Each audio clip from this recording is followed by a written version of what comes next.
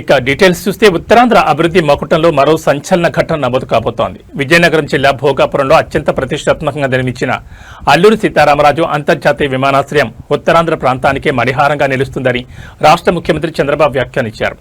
August 1వ తేదీన భారత ప్రధాని నరేంద్ర మోడీ చేతుల మీదుగా ఈ అంతర్జాతీయ విమానాశ్రయం ప్రారంభం కానున్న నేపథ్యంలో కార్యక్రమ ఏర్పాట్లపై సీఎం చంద్రబాబు అమరావతిలో ఉన్నతాధికారులతో సమీక్ష సమావేశం నిర్వహించారు. ఈ ప్రారంభోత్సవ వేడుకలను అత్యంత వైభవంగా ఏపీ చరిత్రలోనే నిలిచిపోయేలా నిర్వహించాలని అధికారులను ఆదేశించారు. ఉత్తరాంధ్ర పర్యటనకు రానున్న ప్రధాని నరేంద్ర మోడీకి మన సంస్కృతి సంప్రదాయాలు ఉట్టుపడేలా ఘనస్వాగతం పలకాలు నిర్ణయించారు.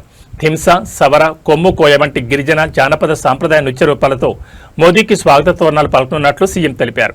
ఆగస్టు 1న విమానాశ్రయ ప్రధాన ప్యాసింజర్ టెర్మినల్ భవనాన్ని ప్రారంభించడంతో పాటు GMR skill development centre, aviation hub and university, అలాగే జీఎంఆర్ మాన్సాస్ ఎడ్యుసిటీ ప్రాజెక్టులను ప్రధాని లాంఛనంగా శ్రీకారం చుట్టనున్నారు.